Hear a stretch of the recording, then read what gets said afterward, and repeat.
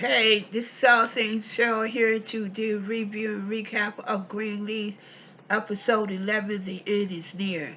Girl, ladies and gentlemen, let me tell you. Let's get on with it.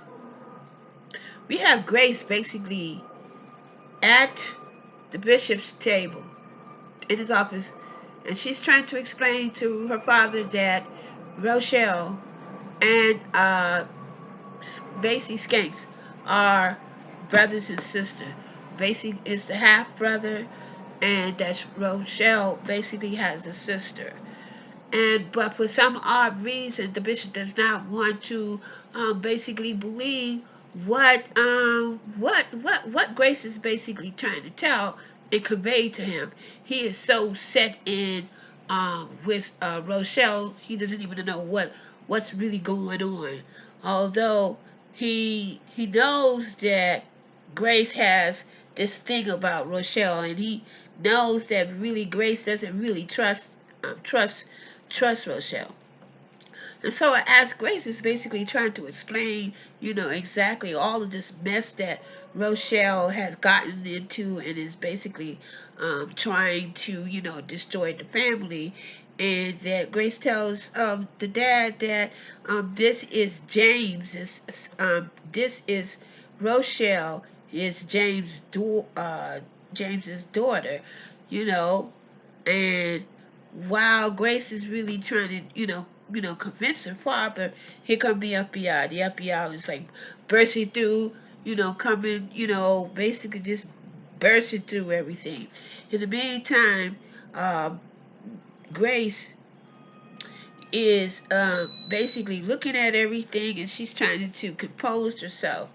While this is happening, Maxine and Lady May is basically having this conversation, and Lady May goes in and tells Maxine that she had an affair with Lionel, and how she basically had this affair with Lionel was that they went on, Lionel and his wife and the bishop and them went on a vacation together, and Lionel and her wind up having a fling. She said she didn't think it was gonna be so serious. She didn't think it was gonna be so long, but she waited up and she wound up getting pregnant. And she says the only reason why she did this is because she wanted to kind of sort of scare the bishop, but she wound up pregnant. And she really, the only reason why she did it is because the bishop was doing his thing, and so she kind of sort of wanted to get back. And so she said she just wanted to get a groove on. Well, the groove, she wound up with a baby while getting the groove and everything. Wow, this is all going on and everything. Maxine tells Lady May that, you've been, in so many words, you cannot harbor and you can continue to hide this secret. And basically, when you're getting ready to make a next step to the next level, when you get ready to level up, there's always going to be something or something to try to bring you back down. So basically, you're going to have to, tell the truth, because really God is the king, and the king does not like us to be, basically lying in so many words. And we as women must tell the truth in so many words. We must tell the truth, because if we're waiting for a man, if you wait for a man to basically tell you the truth as to what's going on with them, you can forget about that, because they ain't gonna let you in. They are not going to let you in. Prime example. While Lady May and Maxine is basically having this interview with one of the people from the media, and they're basically talking about she changes everything. And this is when Maxine and Lady May is telling them exactly, the day with Lady May what's going to be a part. And then the lady who was basically interviewing asked, well, is Grace going to be a part of this event, and if she's going to come and speak a little bit. And Lady May said, no, no, she's not going to be a part of it. This is when Maxine burst in and kind of interfered and said, yeah, she may be basically, be a part of it. And then this is when the host went back in to dig in a little bit more and says, well, Grace should really be a part of this is because she's been on the front page as far as this defense funds and she's raising this money and everything. And this is when we see the secretary coming in with the FBI. And so basically, Lady May sees the FBI over there standing, looking at her, doing this interview. And so Lady May excused herself from the interview. And this is when um, Maxine takes over. And so this is when Maxine was saying, well, this is going to be a fabulous event and everybody needs to come and to check it out. In the meantime, Lady May goes out into the foyer. I'm going to say the foyer or in the hallway. This is when she sees, FBI like spreading all over the place. They just ramming and everything. And then at the same time, while the FBI is invading in Calverton, you see the FBI over there and over there in Triumph. And basically, they have basically raided Triumph also too. And so Carissa and Jacob was basically there, talking about some things. That's when the FBI burst in and everything. And Jacob said, "Well, what's this all about?" And they said, "Well, we're here to seize all of your information, your computers and everything, because basically you've been indicted or you are under investigation as laundering and fraudulent when it comes to money." And so this is when the FBI woman said, well, do you guys have an accountant? And they said, Bishop says, yes, we have one. And this is when the accountant comes over and he said, well, this is our accountant. Then this is when uh,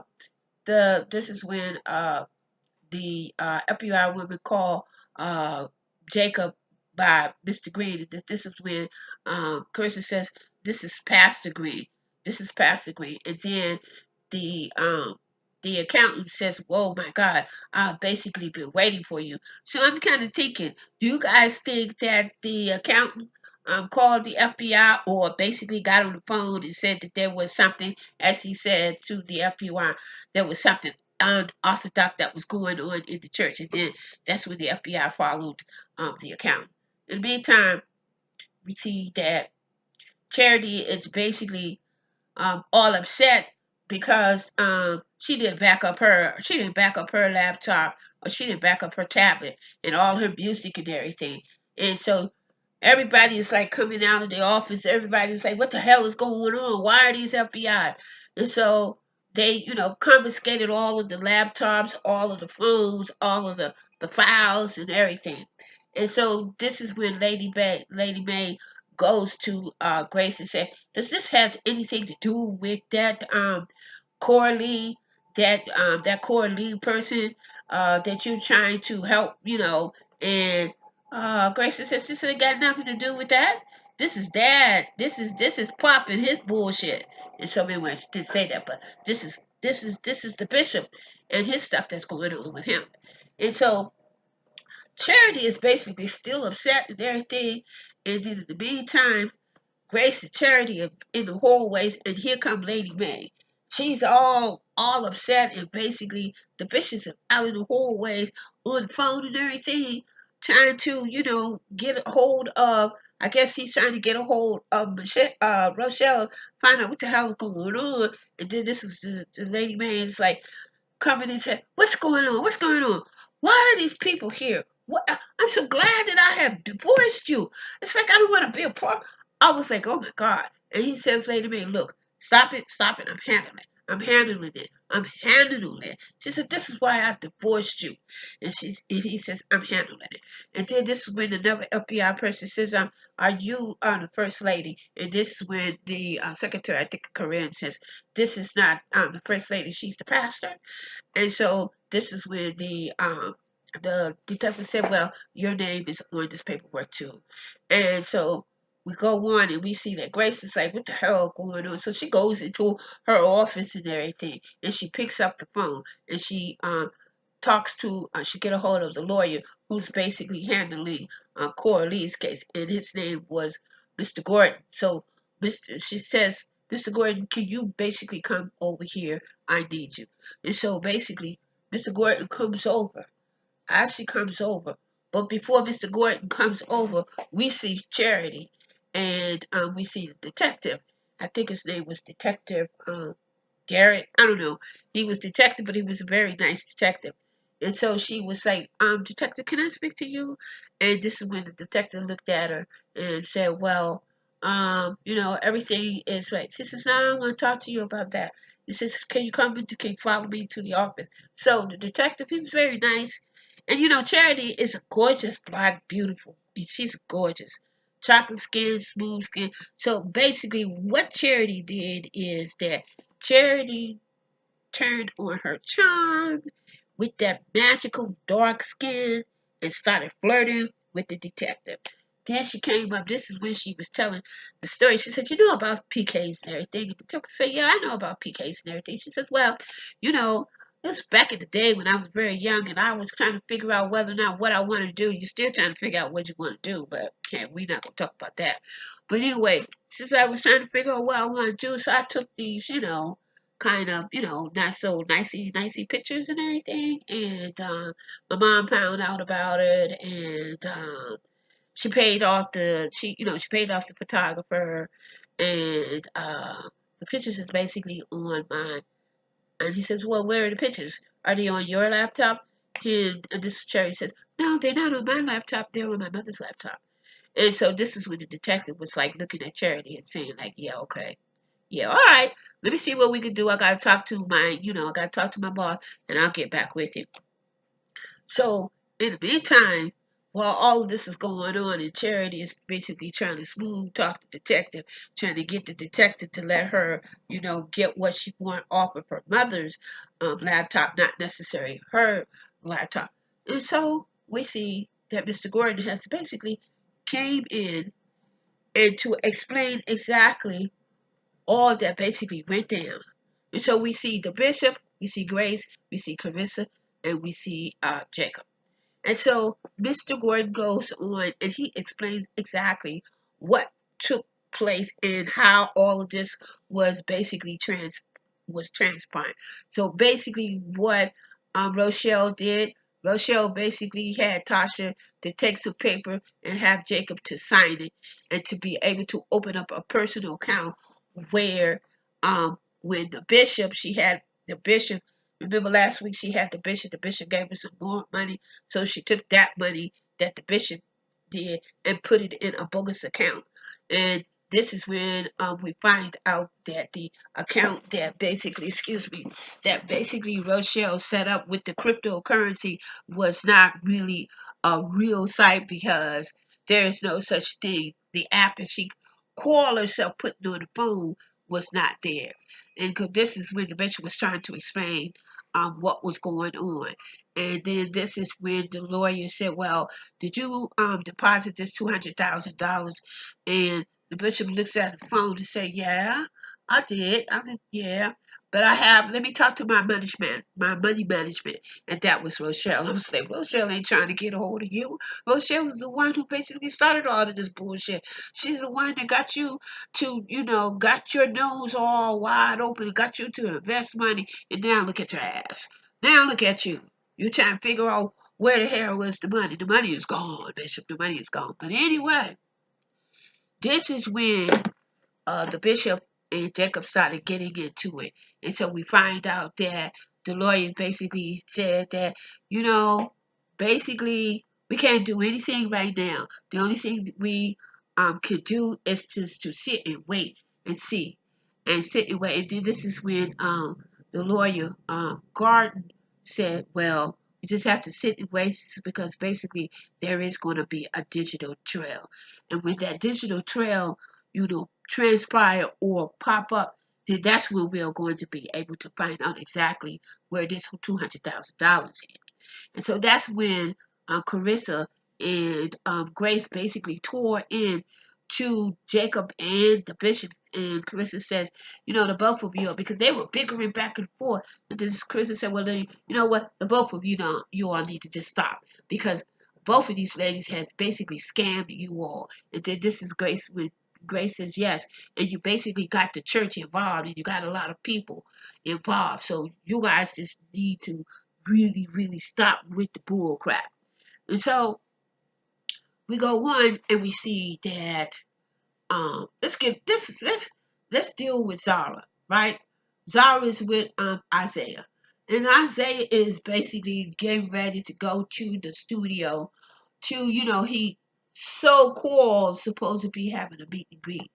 And so Zara was thinking that she's basically gonna go with Isaiah to, to the studio. And Isaiah says, well, no, this is just gonna be a meet and greet. And then this is when Isaiah goes in and pulls into his pocket and gives Zara $100 to tell her, like, hey, go do something, go get your nails done, go get your hair done, all on me.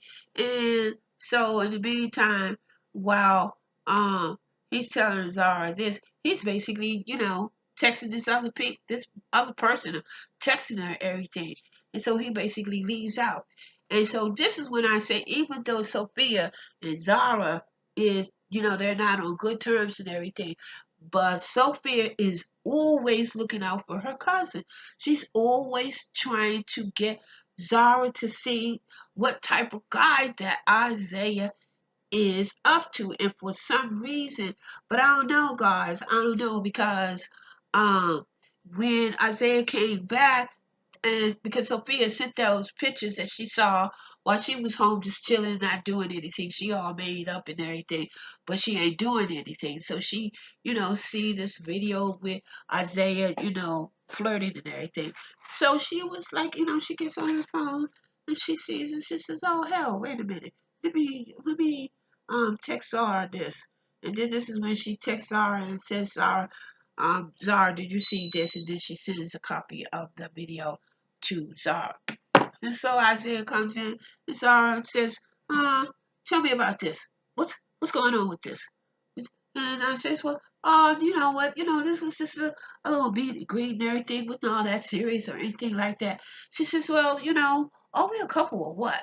You act like, I mean, does this girl mean anything to you or anything? And basically, Isaiah lied. Isaiah lied and talked his way, out of it.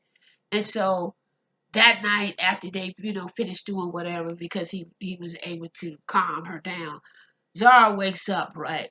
Now, remember I told you last week, Zara wakes up, right? She picks up her phone and she, like, looks at the picture. And she looks over there at Isaiah. And I'm thinking, y'all, that Zara's getting ready to roll out. Because every time for the last 2, 3 scenes, she's been getting, and she's been really, really thinking. Now, remember, she's been accepted into college. She's got her acceptance letter, and she's been accepted into college. So I think that she is basically going to try to roll out, but I don't know if she's going to be able to get there without this little. I don't know if she's going to be able to get there without Isaiah basically going off, because for some odd reason, he basically wants Zara to basically be with him. I don't know why, because he a little abuser. So in the meantime, we see that Jacob is on the phone talking to Tasha, and asking Tasha says, look, I know you had something to do with this. Tasha, you need to basically help me out. You need to help me out. In the meantime, we see Tasha all kind of frail and all kind of scared and everything. And she really can't really say too much. It's because basically it's all right next to her, listening to um what Jacob is asking him, because he got it on speakerphone, right? Got it on speakerphone. And so who's sitting right there next to Rochelle? And then this is when Rochelle tell I basically told you that something was going on between the two of them. But before Rochelle said something's going on between the two of them, this is when we see Jacob and Carissa. Carissa is coaching Jacob to tell Tasha that He loves her. And so Jacob basically went on and did what Carissa asked him. And since before he let Tasha go, he says, Tasha, basically, you know what? He said, I love you. And then basically heard it. And then she basically snatched the phone out of Tasha's head. And then that's when Rochelle said, I told you. I told you. See, I told you. And so while we're basically dealing with that, we basically have a conversation again with Maxine Water. I mean, no, not Maxine, but not Maxine Water, excuse me, but with Maxine and Lady May. And so while we're in conversation, the phone, the secretary has another phone call, and this time the call is basically from Aaron. And so this is when Lady May was telling Aaron, well, Aaron, can you tell your father? And then this is when Aaron tells Lady May that his father is dead. His father is basically no longer, has passed away. And so Lady May was kind of like in a shock when she basically heard that Lionel had passed on. And so this is when um, this is when Grace basically comes in and said, you wanted to speak to me about something? And so this is when, because she was going to tell Grace, I think she was going to try to tell Grace that Lionel was her father, but when Lady May heard that Lionel had passed away, she basically just apologized to Grace. She, like, I ain't even got to worry about it now. I could, take my little secret with me and I don't have to worry about it because Lionel is basically gone. And so in the meantime, while we basically um, dealing with this, um, Maxine says you got to tell. Maxine says you got to tell Grace about who is her father. You got to tell him. You can't be doing that. And so we see that we get another phone call. We get another phone call, and this time we get a phone call, and it's Tasha, and basically Tasha is on the phone, and she tells Jacob that I'm kind of scared. They get ready to do something. I don't know what they are, but can you meet me? And so Jacob says yes, okay, I could do that. While when Jacob hangs up the phone, Carissa says to Jacob, you like her, don't you? You have feelings for her. And Jacob says, no, I don't have any feelings for her. I mean, I'm basically trying to do this to get the family back in order, to get everything back in order. And then this Carissa says, nah, you got feelings for her. I can really see it all over on your face. You got feelings for her. And I'm saying, Jacob, I don't know why you lying. You know you like her. You know y'all have tension. You know Tasha likes you. That's one reason why she quit. That's one reason why she quit. Because she wanted to get next to you. And you wouldn't really go there. I will say this about you. I mean, though it was one kiss, and you really shouldn't have crossed that with that one kiss, but you know that she likes you. And so we go on, and this is when we see uh, Latoya Lucky. I think that's Latoya. Latoya, Latoya, girl. You know what? I got an award, and the award is called a Love Hate Award, the best Love Hate Award going. It's like Latoya, Rochelle, we love you, but at the same time, we hate the daylights out of you. It's because, girl, you played that. I mean, you played Grace to no end. Okay, Grace, Latoya, Rochelle comes in, walking with her little purse like ain't nothing going on, and Grace was like, "Yo, I don't know what you all happy about and everything," and so this is when Grace says, "Look, cut all the bull crap. I know what the deal is. I know basically who you are. I know that basically Skank is your step brother. I know that your father is James. I know all of this." And so so Rochelle says, and And then this is when she says, you know what? I'm really kind of tired of all of your SPDs or whatever that you really going through. You must understand that you must understand that your father confessed his love to me while we were in bed last night. And if we choose to get married, I can't be your mother, but perhaps maybe I could be your big sister. I was like, are you serious? What the? Are you kidding, right?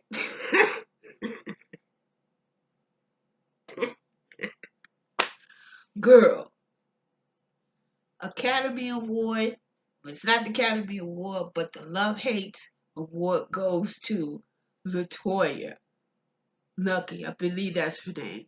Latoya Lucky, because let me tell you, she is basically playing the hell out of this role. So we go in and then where we see a scene where Grace is basically confronts her father. Grace goes there and said, because the bishop is basically down in the basement doing something with some paperwork or anything, right? And so Grace is just like, behind boxes and everything. And she comes in and the bishop is there. And Grace says, can I talk to you? He says, sure. How can I help you? And then this is Grace that says, well, did you sleep with Rochelle? And did you confess your love to Rochelle? And then the bishop was like, he had his glasses on, right? And then he took his glasses off. He said, she did what? So this is when he got up from his seat and took his little jacket and went into the office. And then Rochelle was basically sitting back, y'all. She was basically sitting back, making plans to get the hell out of Dodge City. She was making plans to get the hell out of Dodge City, and she was going out of the country. And you overheard her saying, "Well, what I need you to do is to, probably get rid of some stocks and stuff like that, so basically she could have some money or whatever." And then the bishop says, did you tell Grace that you and I were in bed? And so Latoya said, oh, um, basically you don't remember it? You don't remember that, you confessed your love and everything? And then this is when the bishop asks about the cryptocurrency, about the money and everything. And then this is when Rush, Rochelle says, I don't know what you're basically talking about. You know, I don't know. I don't even know anything about cryptocurrency, bitcoins. And then just so you know, I don't mix business with pleasure. And so this is when the bishop, stopped her because she was going towards him as if, she wanted to kind of sort of embrace him. And then the bishop was like, nah, stop all this, stop. And then this is where the bishop says, okay, okay, okay, you got me. The bishop says, oh, okay, you got me. And then this is when he basically walked away from Rochelle. And this is when Rochelle said to herself, and even though I don't think the bishop heard it, but Rochelle says, bitch, I've already got you. And so, because Rochelle is the person who is responsible for the FBI calling up, for the FBI coming through. She's also responsible for getting Tasha basically to get this paper signed from Jacob, and she's also responsible for that big app for the bishop that she basically pulled up. And I told you in episode 9 and 8, I think when I did it on episode 10, that was a bogus app, and it basically was. And so we basically go in and then we see a scene where Rochelle was, I mean, not Rochelle, but we see a scene where Charity was able to convince the handsome guy to get her laptop where she could get where she could get a particular files from.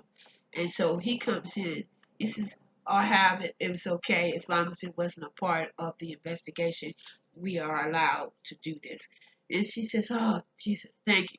And so, but he tells Charity, he says, but before I let the file go, I basically have to see these pictures that you basically were talking about. And so this is when Charity says, there wasn't really any pictures there.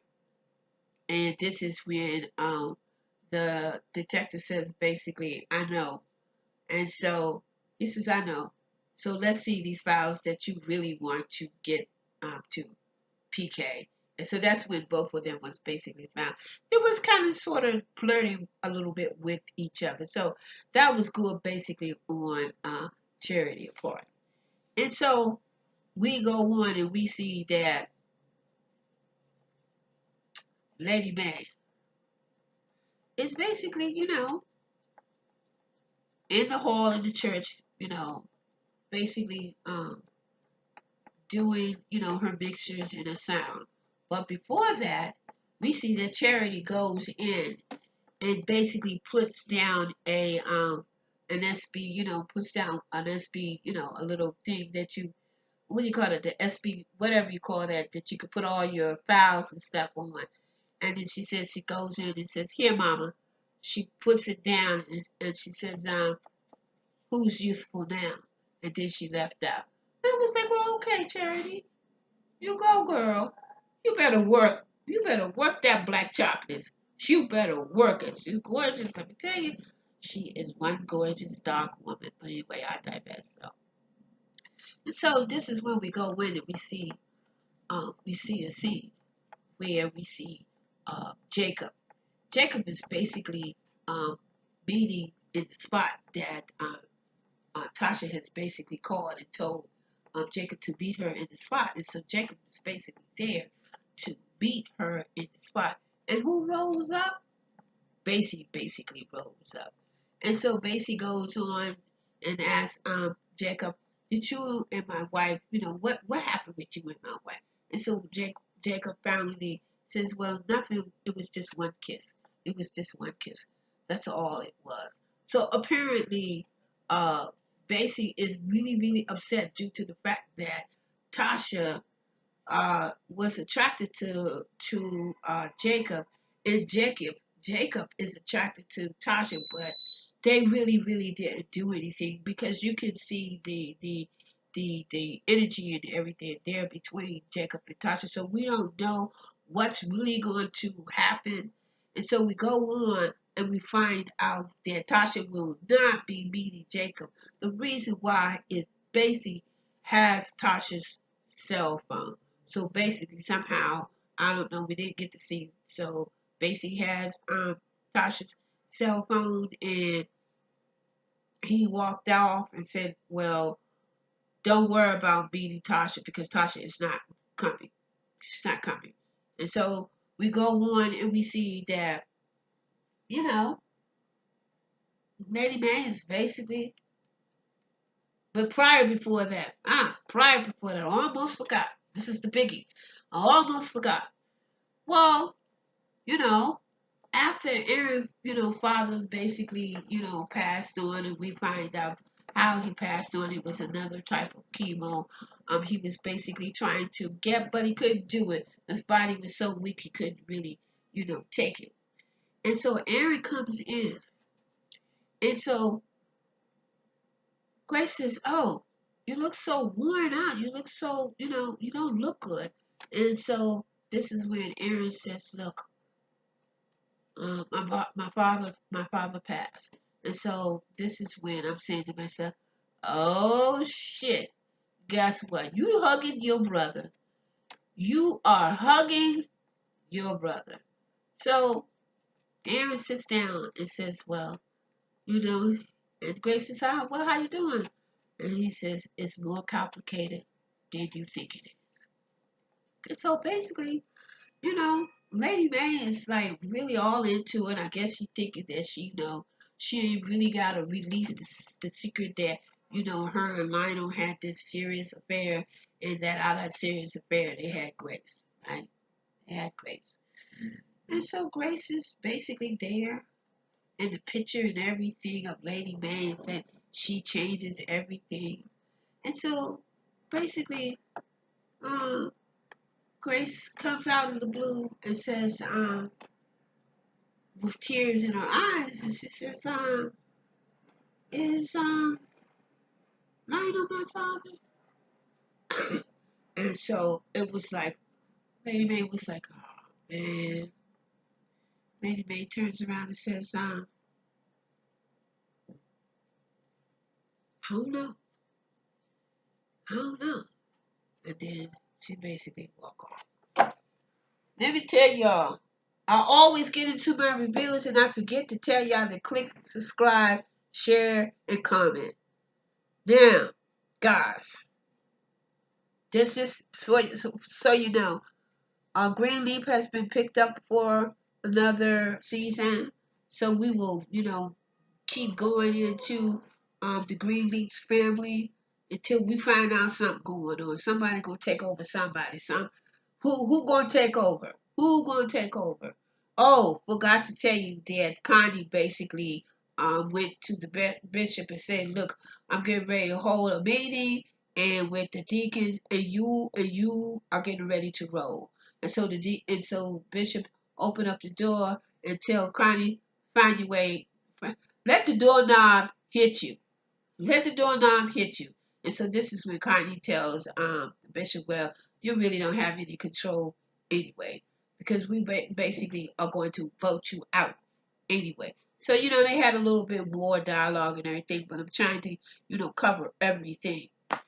And so after Grace says, the deacon opens up the door, and Grace finds out that Lionel is her papa baby. We don't know. We don't know if Lionel's the papa. We don't know if Lionel's the papa. We don't know if Tasha is gone. We don't know. We don't know if Rochelle is going to be able to escape. Now, here's another scenario to think about.